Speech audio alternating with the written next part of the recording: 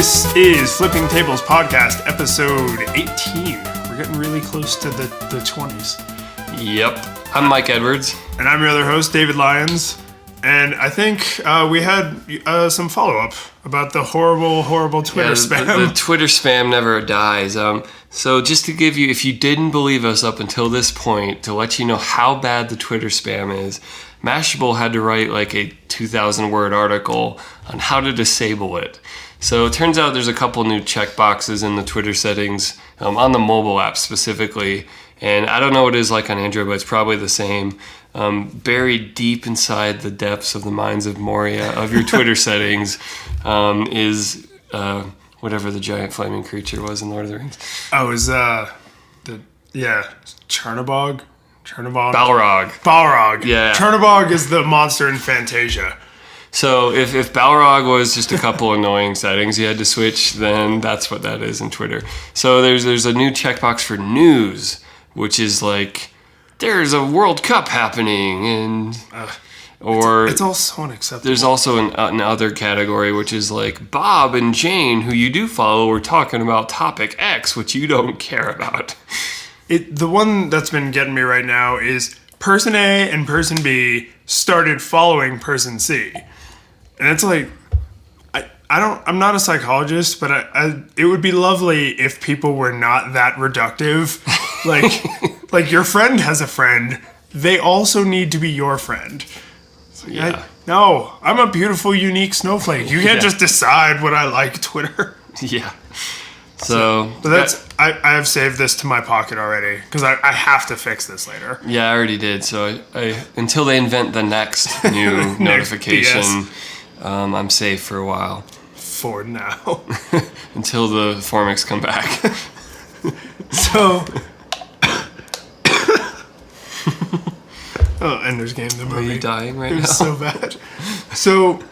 Another podcast I listened to put this on my mind recently, and this is kind of a recurring theme when you work in tech, but there's this kind of high-mindedness of dude bro problems.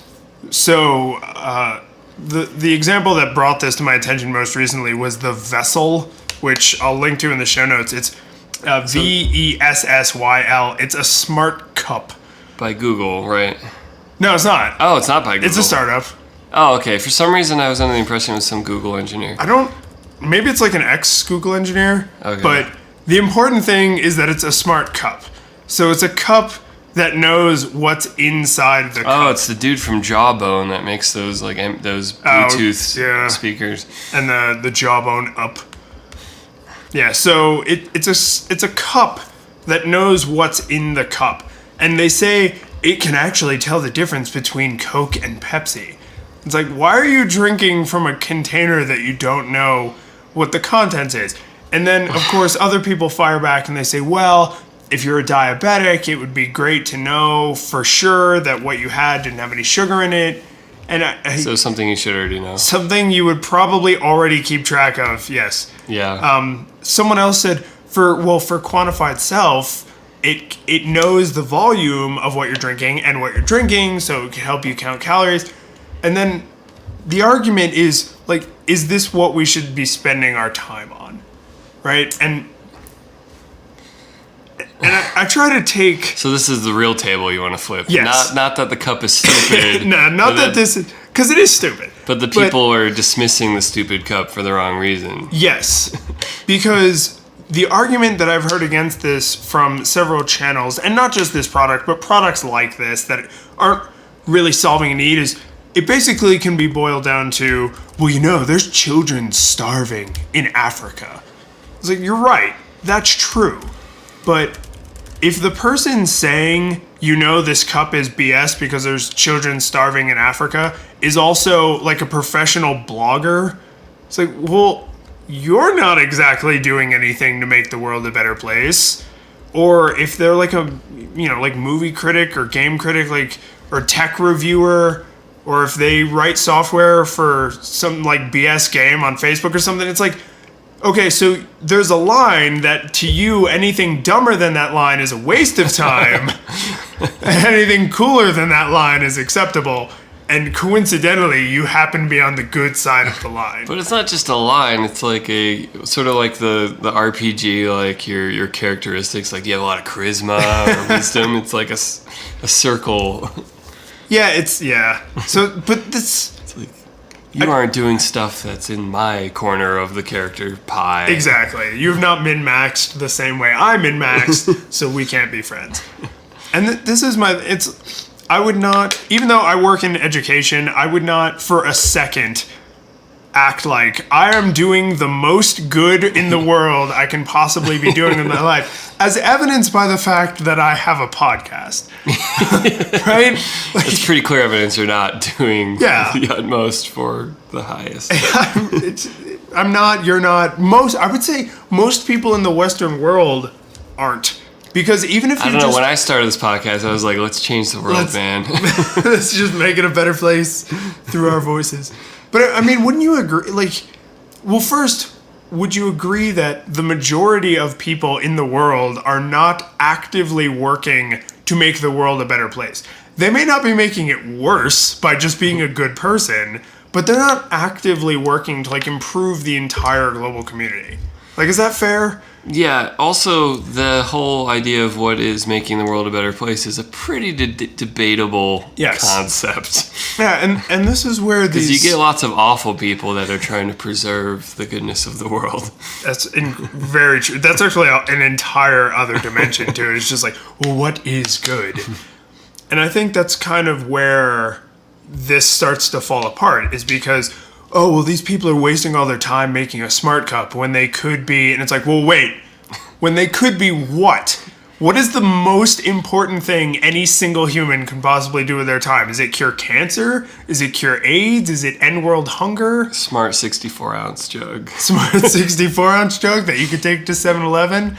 The big gulp? Can disambiguate 7 different substances poured together. So it knows exactly how much of each soda is in your suicide? It knows the alchemy of what you've mixed. 1 part Coke. But this is exactly it. I feel like this argument goes to absurdity so fast because the argument itself is completely absurd.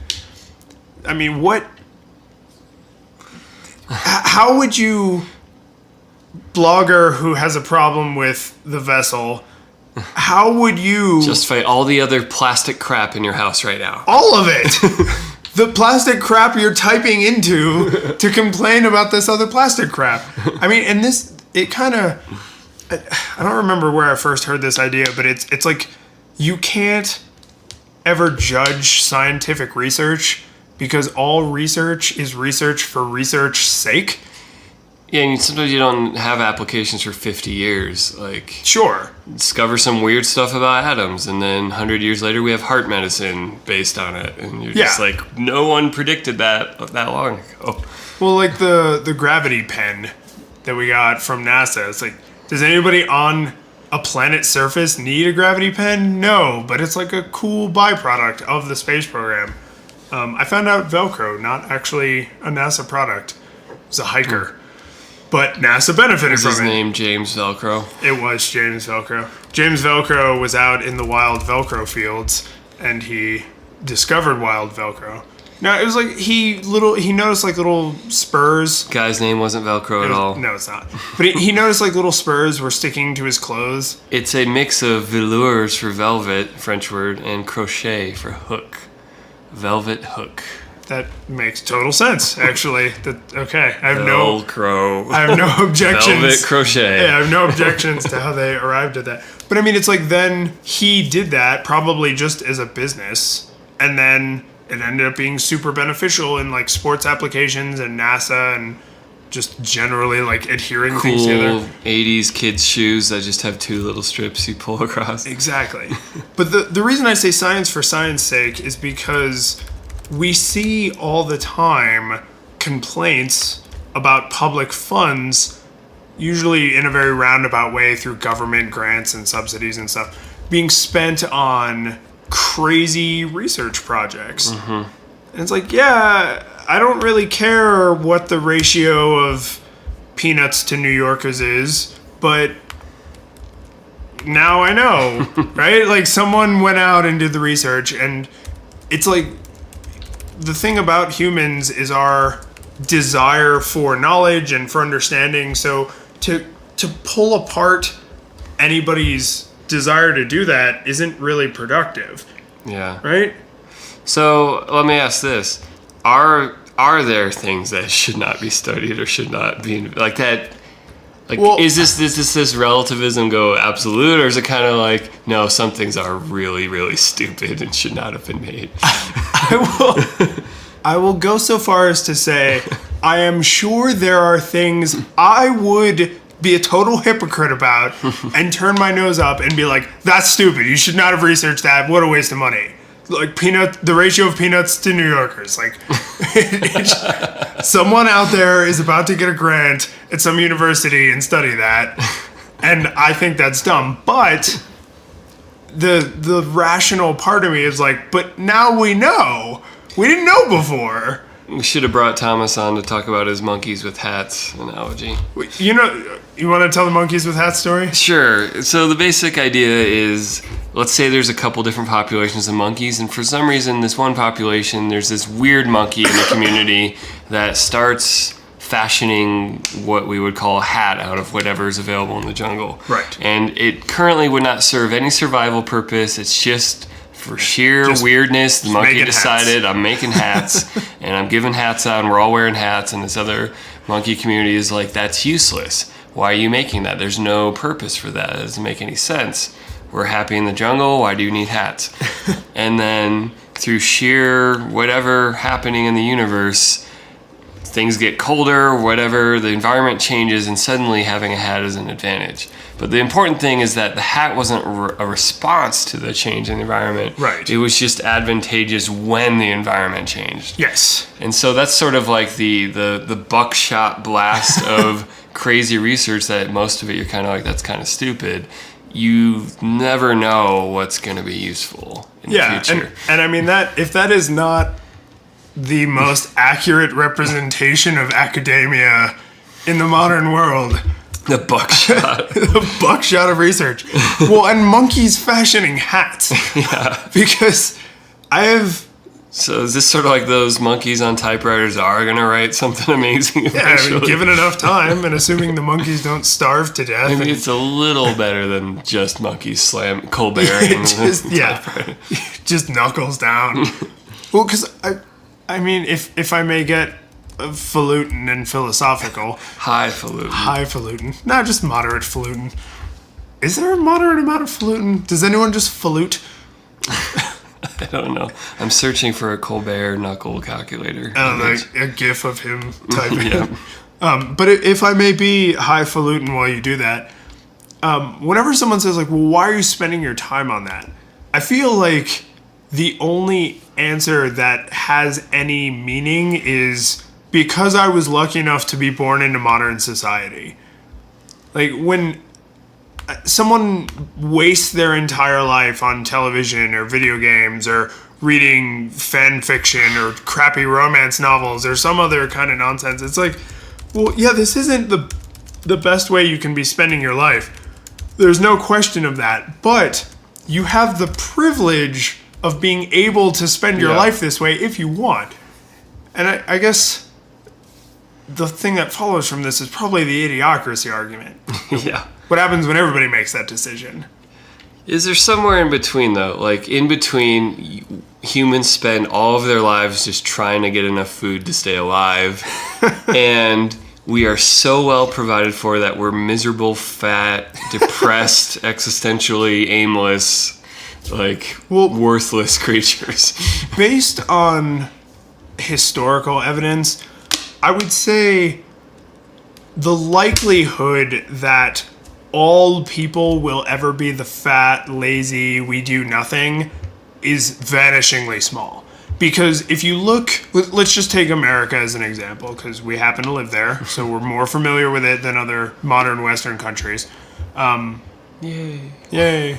But if you take Americans as a whole, you will have no trouble finding people who want to grow their own food, who want to make their own clothes, people who refuse to drive modern cars because they're bad for the environment. They're I don't own a TV. Exactly that, and that's not the lifestyle I want to live, but the point is these people were born into a time in history in a part of the world where they basically want for nothing. And they looked around and they were like, yeah, I'm still going to make things. Yeah, I'm going to make things. And whether those things are just for them, like they make their own food and clothing and that's how they survive, or they produce music or writing or art of any kind, like There's not enough musicians out there. No. But I can't imagine a world that... Imagine a world. That everything is so perfectly handed to you from day one of your life that there's no one who challenges that, especially just people who challenge it for the sake of challenging. It just sounds like the premise to like an Aldous Huxley or George Orwell novel of like, I'm going to go extreme with this to make a philosophical argument, but of course it's not going to be homogenous. Right. And that's what I think it really is. As long as it's not homogenous, then aren't we kind of safe from it? Right? As long as we don't really exist in the world of WALL-E. Right? I mean, like, because in WALL-E, not a single person is shown to be curious about their world. Yeah, it does seem that everyone is equally fat. The way we got to where we are now is because humans are stubbornly curious and just sort of like whenever I see like a Hunger's Game movie or Hunger's Game, Ender's Volunteer Game, any of these dystopian movies where there's like everyone marches together in the uniform and there's one teenage boy or girl decides to rebel because it's a teen adult novel, but I'm just like, how did that's never going to happen. Humans are so like determined to screw up even the most like sensible and beneficial, like just standing in a line together to go through a food line. Some asshole cuts the line every time. I don't care how much you tried to indoctrinate our culture. Even in other cultures where line forming is like a sacred act, even more than in America. Like in England. Like we care about our lines. They're big on queuing. Yeah. Mind the queue. Mind the gap. Yeah, mind the gap. They love that clothing over there. Yeah, humans are just so determined to kind of mess up everything no matter what. That I can't even believe in the worst of the worst dystopians ever happening because he would just be like, nah, I'm just going to stand in front of this tank and take it. That's probably why post-apocalyptic movies are so powerful, because that's like the big reset button. And then player one is evil opportunist, right? Yeah. So it's like human endeavors are reset to the Stone Age. State of nature. Yeah. And then the evil opportunist realizes, they're like, oh, I can basically, this is like SimCity on pause. I can reshape the world. And like in normal modern life, they have enough disincentives to sort of only minorly act evil. Like they'll steal some candy or they'll... From some babies. Yeah, or if no one's looking, they'll do something minorly, but they're not going to go on a murder rampage or, steal a car or download a car. You wouldn't download a car. But given the reset button with no apparent authority or no one with a big enough stick nearby, right, then they will be the big stick. Yeah, and I mean, maybe in a post-apocalyptic future, but I'm not particularly afraid of that happening because statistically I won't make it through, right? Right. So if that doesn't happen, I don't have anything to worry about. And if it happens... Some kind of apathy argument you've got. It's realism, I guess. But I mean, like, the Hunger Games is an interesting example because they at no point, because I've read the books and I've seen both of the movies that have come out so far, and at no point do they even bother to try and touch on how things got that way, because that is not relevant. It's not very interesting. It's like Phantom Menace. Yes. Like, I don't care where Darth Vader came from. That's not what I'm interested in. I don't care about rock salt. I just like ice cream. Yes, exactly. So I feel like... Sorry, Patton Oswalt, that's your joke. The best example I can give of who cares how things got this way, I'm just trying to tell a story, is there's this terrible Justin Timberlake movie. Is it about in time? Yes. Okay, so this must be a time travel movie thing because time travel movies are like I mean maybe there's no time travel in that movie. It's time about related. The manipulation of time. Okay, I just cut you off, but the movie Looper also does the same thing because Bruce Willis is like, I don't want to talk about loops. I don't want to make charts and graphs. Yes. So. I think he literally says, I didn't come here to talk about time travel. And it's literally the opening line to whatever In Time or whatever that movie was called is Justin Timberlake in the narration. You haven't even seen anything yet. Is no one remembers how things got this way. Yeah. And it's like, it's the first spoken word in the movie. And it's literally just the writer's way of saying, like, that's not the point. It's just a movie about Justin Timberlake running around and driving fast cars and he punches some people. It's like, how we got here is not interesting. Now that we're here, that's interesting. Yeah. And I feel like the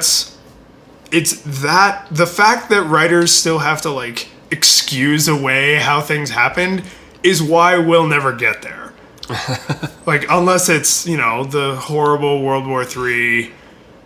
No one remembers what the countries were called before the war, that kind of thing. This kind of dovetails with our We Hate conference presentations that are excessive autobiography. Like, a movie that wastes... It does. That is just the Silmarillion when all you want is Lord of the Rings. Is just like... I'm glad that he thought out the whole backstory to this universe. Yes. I care about... it's like... one of my English professors described the play Othello as really good about this because...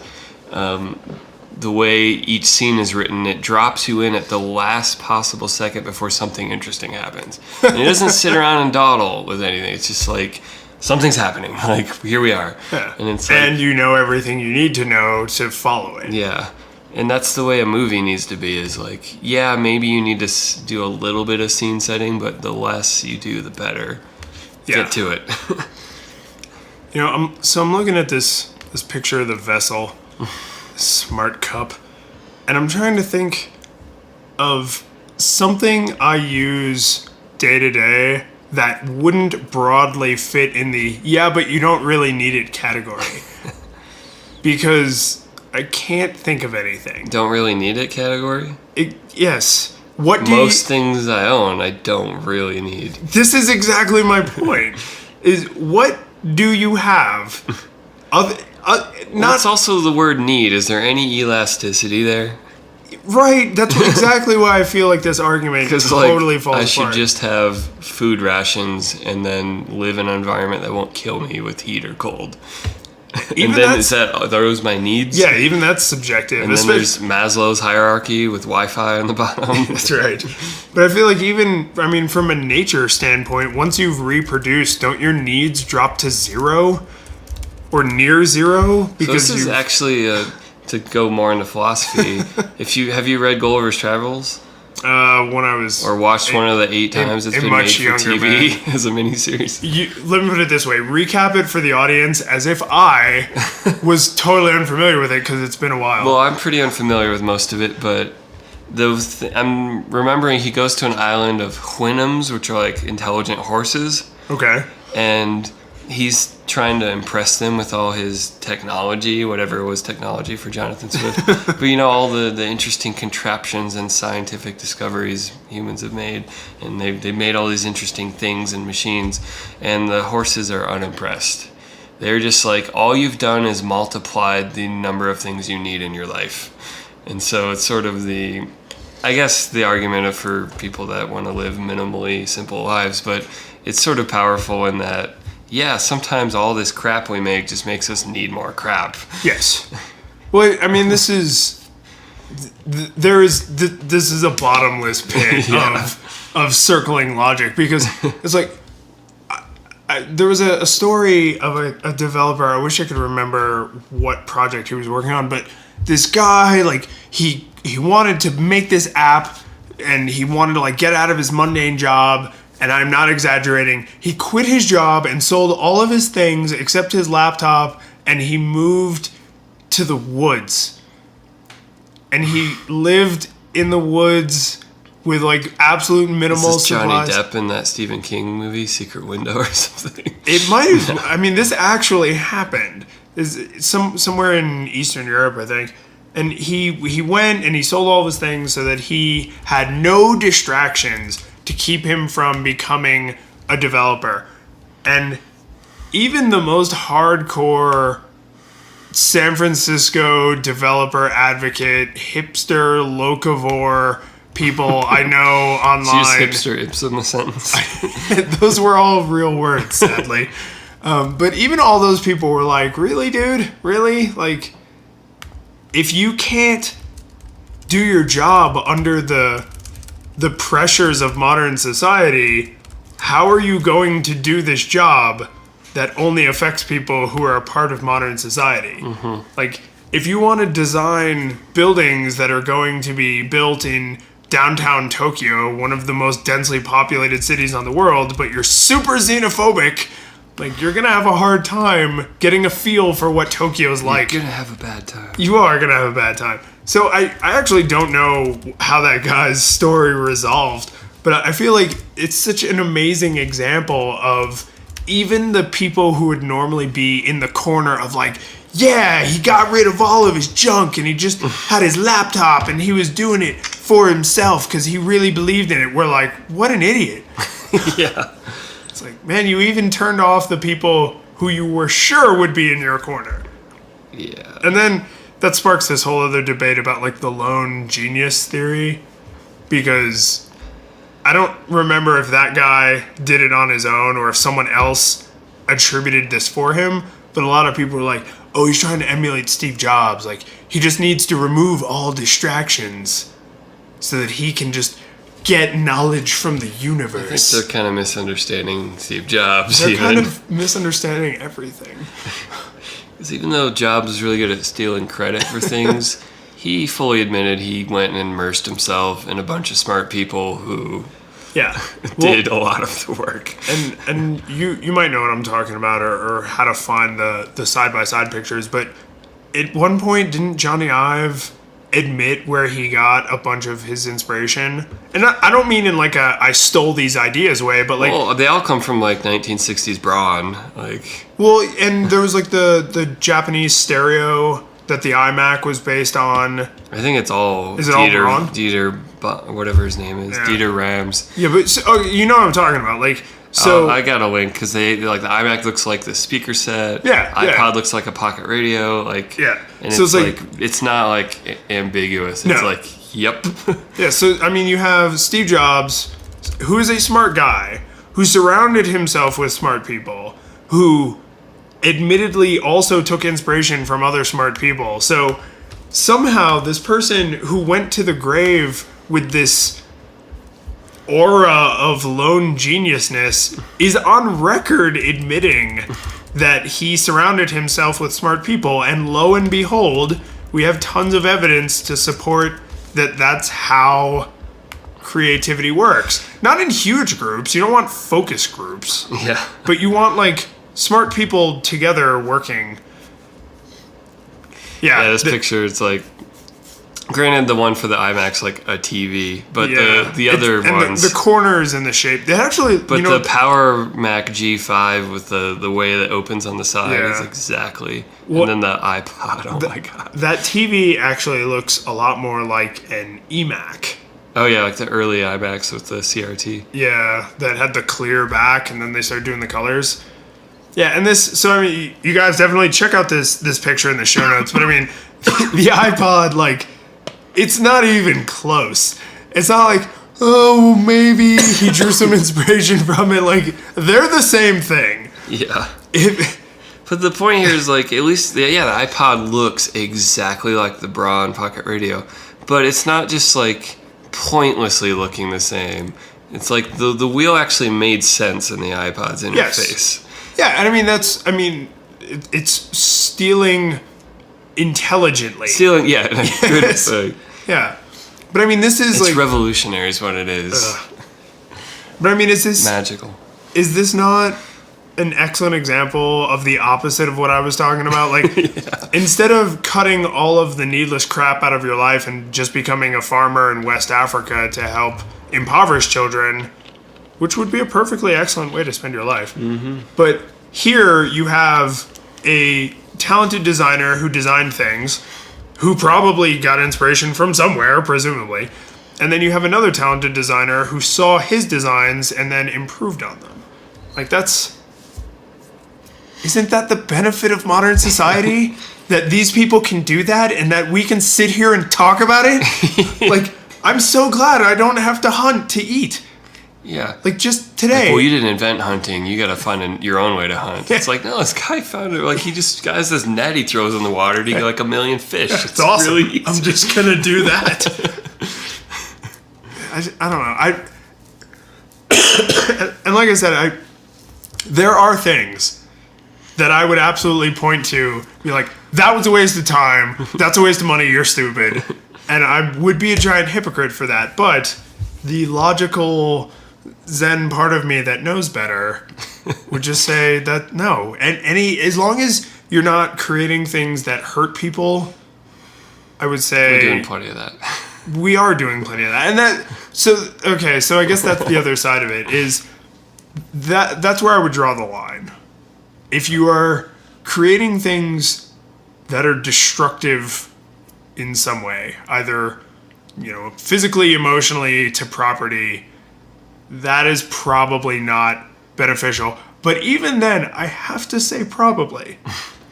Bulldozers are useful. Bulldozers are very useful. And I assume that some of the early inventions in explosives, like fireworks and gunpowder, that were immediately put towards weaponry. How else did we make roads through mountains? And rocket ships. Yeah. So, do I want things that hurt people? No. But unfortunately, we have a history of killing each other. Yeah. There's actually a interesting moral argument that C.S. Lewis makes. Like, imagine you lived in a world where you had like a rock, and when you tried to throw it at someone to hurt them, it just turned into like a sponge and didn't hurt them. And how that may be sort of a nice thing in a sense, because you're not going to be able to hurt people. You're also living in a world where your choices don't matter, and there's no moral choice anymore. It's take that to its extreme. Right. Like, the universe is so rigged that it's always interpreting you also have to assume there's some ultimate morality in this universe. Right. But that the universe is interpreting behaviors and fixing the game before you get to do anything. And it's sort of like you're just no longer... If you believe in free will, it doesn't exist anymore because you can't have the consequences of your choice. So I guess this kind of... I don't know. You know philosophy a little better than I do, so maybe there's a term for this, but I feel like that is a microcosm example of like we progress as a society. So because there was a time when people figured out you could kill other humans with sharp sticks, we also figured out we could use sharp sticks to hunt animals. And then because we could hunt more efficiently, we were able to be healthier, and we use the extra fats from the animals to grow our brains, and so all these other things happen. So I'm sure sharp sticks was not the first thing we did, but was it the beginning of 2001, Space Odyssey? Yeah, he finds the bone, right? And he beats the other monkey to death with it, and it's awful, but it's kind of awesome at the same time. It's an awesome scene. But I mean, it's technology. He became discovered a tool user, exactly. So, I don't know. Maybe you would actually cripple innovation if you took away any innovations that involved hurting other people. That is a moral judgment you've made. You've weighed the cost and you've decided this is more destructive than it is helpful, and therefore I'm going to try to remove it from society. And it seems like there are good moments where that call is sort of a toss-up and you got to decide, but I guess so. When we look back as a society, it's did more people benefit? Because in the moment, it's like, well, that guy suffered, and you can put a face. This woman suffered. That those children suffered. Like, if you can put a face on the suffering, then it's harder. Think of the children. But won't someone think of the children? But if you look back, the atom bomb is probably the best example I could think of. Anyway, The atom bomb... It's just so destructive. Right. And it led to nuclear reactors, which are... And nuclear medicine. Yes. Some amazing technological revelations. Nuclear reactors, until we get our asses off the couch with solar and wind, nuclear is way better for the planet than coal and oil and gas. It's a high energy output to risk problem is ratio. when, on the occasions that it's sort of like plane crashes, like it's such a spectacle when they fail that people are scared off of them, even if statistically they're way better for us. Yeah. It's like no one thinks of the 50 billion people that die in car crashes every year. It's the one plane crash. I'm scared of flying. That's okay. So total segue. Everyone familiar with Tesla Motors? Okay, I'll take your silence as consent.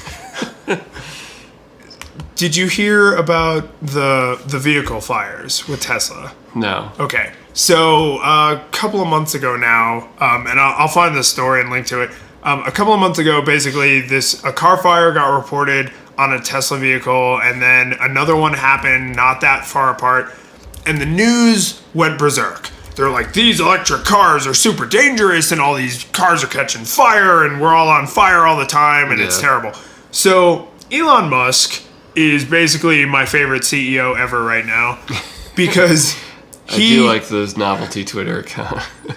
His real Twitter account's actually pretty funny as well, because he's a smart guy, and he knows he needs to capture the imagination of smart people. Smart people usually have a good sense of humor. But Elon Musk actually wrote on the Tesla website and said, okay, listen, all of you people who think my cars are less safe than gas-powered cars. One, the two cars that caught on fire under incredibly unique circumstances that are almost impossible to replicate, and the people weren't hurt, and they had already left the scene of the accident before the car caught fire. So there's that. Two, gasoline is explosive. There are tens of thousands of gasoline car fires every year that are never reported. Including the one in Zoolander with Yes, a freak gasoline fight. And three, he had all new Teslas fitted with this like titanium shield to protect the batteries from this incredibly unique kind of piercing where like a piece of debris is braced against the road, so it pierces the underside of the car. Yeah. And for free, he retrofitted every Tesla that he'd already sold. So this is a person who obviously really believes in their product. and knows how to do PR. And really knows how to do PR. And that's just like, there's no way that's a fair representation. So when people are like, oh, well, a single plane crash, and it's like, have you ever looked at a live map of plane flights?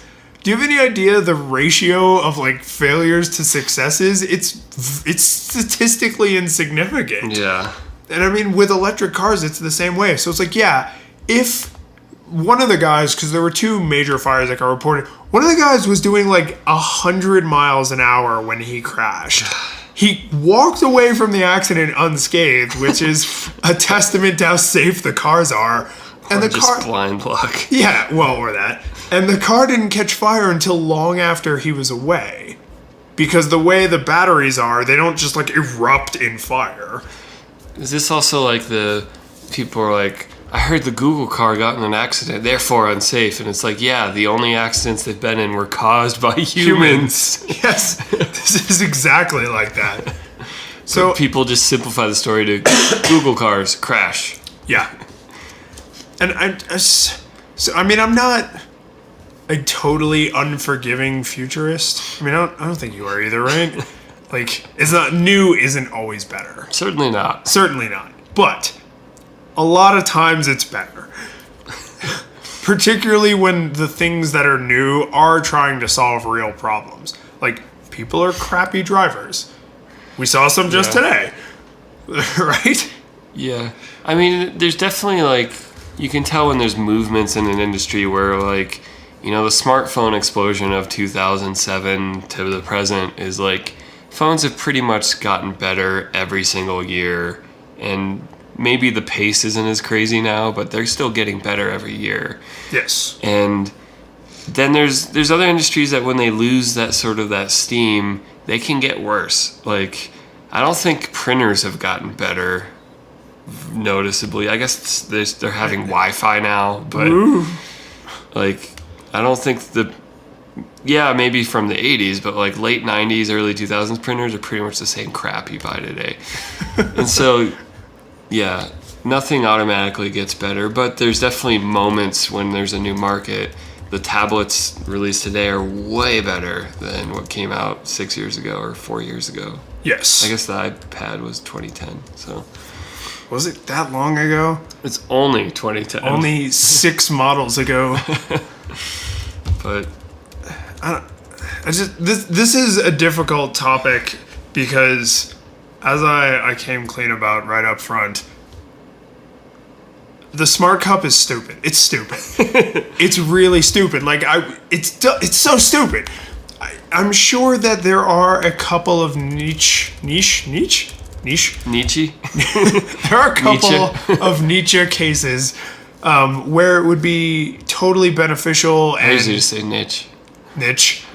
I don't know if it's right, but it's what I say. Okay. There's a couple of Nietzsche cases. No. Not that one. I like that one best. He would be fine There's with it. a couple Karl Marx situations. Where the smart cup and other totally ridiculous products are useful to a specific set of people in a specific set of cases. That's fine. And to the broad public, it's completely ridiculous. Like, there's lots of medical products that I benefit from in no way and would be silly if I tried to use them. Like a smart cup for baseball. Yeah. What? Are you talking about like a cup? Crotch protector. What smarts would you put into a smart cup, Mike? What stats would you want this to keep for you? Would you want it to tweet, like if you took a foul ball to the crotch? Yep. It would measure the force and impact and estimate the speed of the throw or hit. I just had a terrifying realization. What you just described would probably play well in American football. Can you imagine if the padding and helmet of a defensive lineman like tweeted out the stats of their impact? Yeah. I do think of baseball first because that's historically the more statistics obsessed sport. Very true. Well, they started it. Yeah, I feel like the other football is sports were plenty like, obsessed. let's get on board with that. Yeah.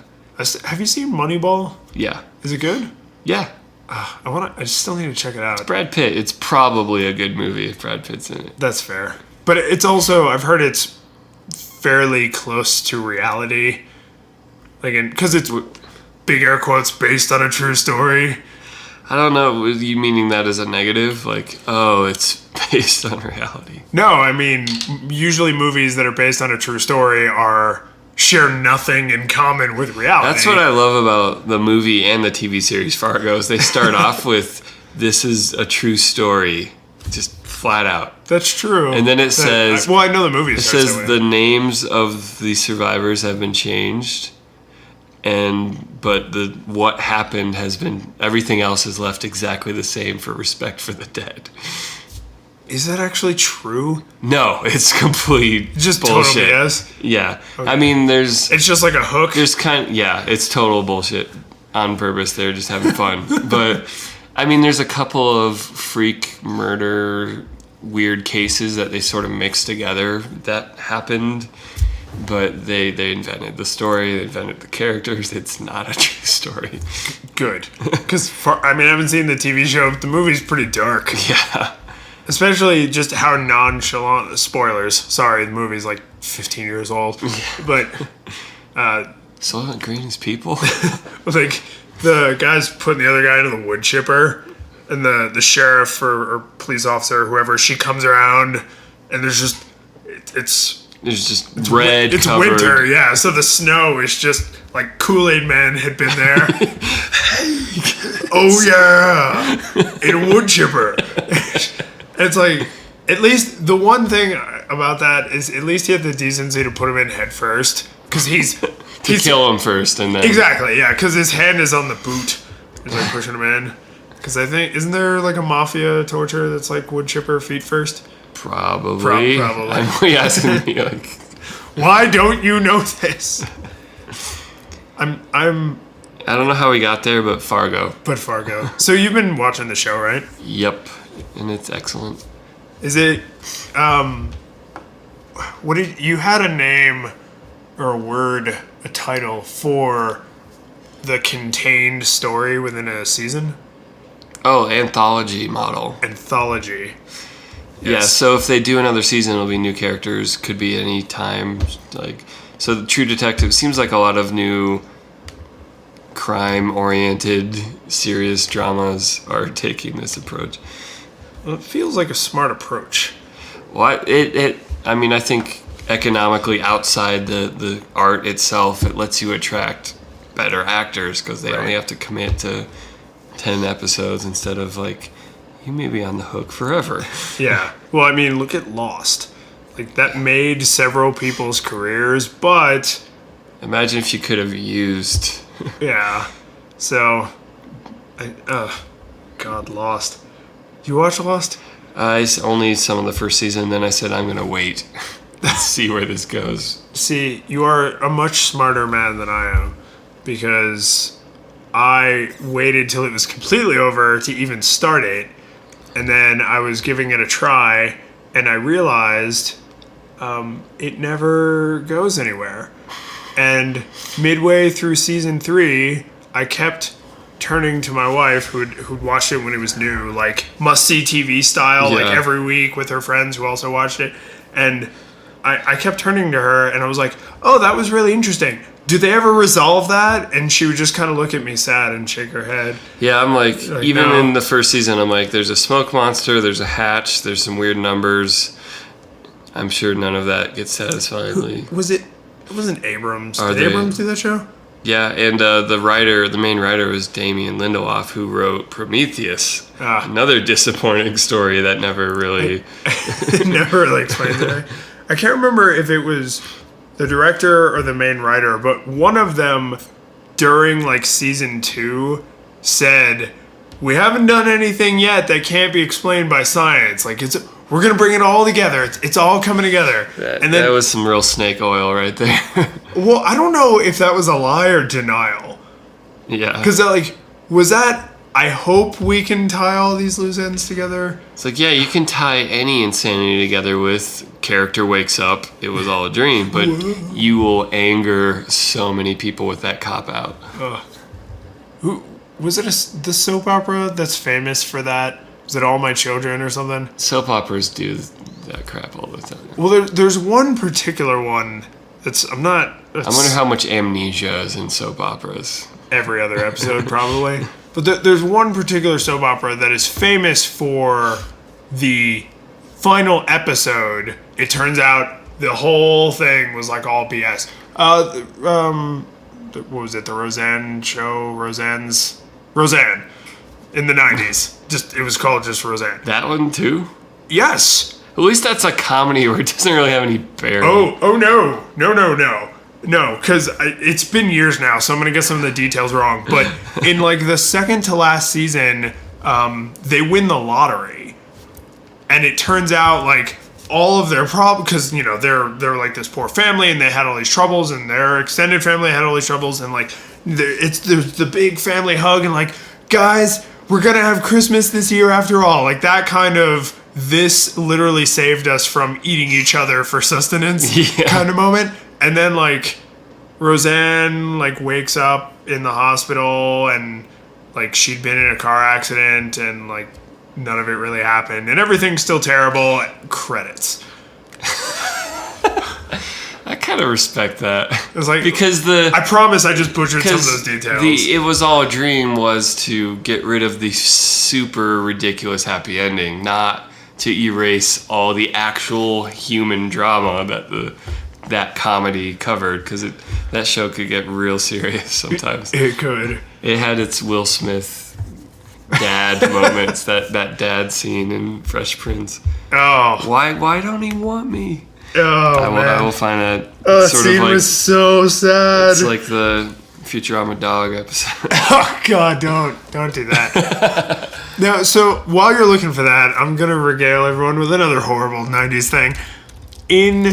We've gotten so far from our original topic. This is the whole joy of this show, and this is the whole joy of modern society. Do you remember Dinosaurs? The show? Yeah. They were all like big puppets and like costumes. That show has to end with doom if it's supposed to be our dinosaurs. Yes, exactly. But when you're like 12, you don't really think of it that way unless you're like a really bitter and forward-thinking 12-year-old. But the last episode, or at least the last couple of episodes, is like there's this meteor coming and they don't know what's going to happen. And then the meteor strikes and the dinosaur family, the main family, Carl something. Sure. Yeah. Baby. Yeah. They survive, and then it starts snowing. And they've never seen snow. Yeah. And then it starts snowing more and more. And the last scene I can remember, I don't remember if it's the closing scene. I'll try and find it on YouTube. I'm sure there's a sad Tumblr somewhere that has this. And they're all huddled together, like looking out the front window of the house. And I think the daughter or the wife says something like, "Is everything going to be okay?" And the father, Sinclair was their last name. And the father just says something like, "I don't know." And then there's like the slow camera pull away and you can see like everything's covered in snow. And then credits. It's just like, in retrospect, you're like, well, yeah, I mean, they had to go out. Like, yeah. I know Fred Flintstone eventually dies. He doesn't live in the same world as George Jetson because they're thousands and thousands of years apart, but I don't like to think about them dying. Yeah. Well, in the long run, everybody dies. Yes, we all eventually meet the heat death of the universe. It's just, what a downer we're finishing this episode on. We started out so high-minded and falutin'. Highfalutin. So, I'm all bummed. We are in Utah, in the mountains. So we never mentioned, we're at InstructureCon. We are at #InstCon. Which has no bearing on the topics of this podcast. No, because you know what? We did a conference kind of bad presentations episode. And well, I have a feeling, although there's plenty to say. Well, if we get inspired, I'm sure the next few days we'll see some good and bad stuff. So we'll take notes if there's anything worth. True. And, you know, I think when we touched on this topic before, we did bad presentations. Yeah. So maybe after InstructureCon next week, we can talk about, like, good and bad conferences. Like, the organization, the check-in, the swag. The whole shape of the event. Because I feel like it's, unless a conference consistently has terrible presentations, it's not fair to blame them for bad presentations. Unless it's a curation process. Exactly. Rubber stamping. Yeah, if it's just terrible time after time after time. But you're always going to, especially at a conference like this that's very big with lots of sessions, they can't all be winners. I mean, statistics is a thing. They can't all be winners unless we're in that one universe where they happen to all be winners. And as far as I can tell, we're not in that universe. Where John Oliver is smarter than Stephen Hawking. Yes. That's the universe. This ain't that one. So, Mike, now that we've ended on Fresh Prince, Sad Dad, and the heat dinosaurs death of the universe, dying. Entropy. Before the heat death of the universe. Okay, a happy ending for the heat death of the universe is I'll post Isaac Asimov's The Last Question. And people can read that. Good. There's a guy did a reading on YouTube, which is okay. His narration's not bad. You add that one after. I'll add the text. But where can people find you before the heat death of the universe? Before the heat death of the universe, you can find me at medwardsmusic on Twitter or at pseudomichael.com. And how about you, David Lyons? People can find me at Lyons in Beta on Twitter or lyonsinbeta.com. And show notes for this episode will be flippingtablespodcast.com/018 for episode 18. Excellent. This is one quick thing as we're approaching 20. And you could be honest, I won't be sad. Did you think we would make it past 10? I think after we did 3 or 4, You felt the momentum? yeah. Okay. But after 1, you just don't know. Yeah. Well, I remember, just for the curiosity of the listener, that when we started, we were like, let's do like 1 a month, because we're all like tentative, like dipping the toe in. That's and then true. like the next week, we're like, well, let's just do another one. And then weekly happened. Well, our schedules definitely worked in a way that was. Yeah. But for me, like, I mean, you're a musician. You've been in bands. You've worked on creative projects. So you kind of, I feel like you knew a little bit more what you were getting into. Where I was like, I've never collaborated with another person on a big project like this. Like, maybe I will be the weak link, and I'll be terrible. So it's like I was afraid to commit. You know, it's not. I don't want to say fear of success, because that sounds so. It's like so wienery, but it was like it's scary to be like, well, what if I'm the person who sucks? Like, what if I'm the one who kicked the ball into my goal, and then everything falls apart? Me, when I play foosball, or the hockey version, what do you call that? Hockey's ball? Hockey's ball? No, probably not. Table hockey? Yeah, sure. No, that's It's way too simple. yeah, whatever. Oh, no, yeah. Yeah, air hockey is table hockey. But anyway, yes, flippingtablespodcast.com/018 for episode 18 show notes. You have to, at the very least, look at the amazing animated GIFs in the Tesla blog post, because Yes. they're so cool. And tell us how you would stop the heat death of the universe in feedback. If you have some way, that would be super cool. Asking for a friend. That's good. We'll talk to you next week.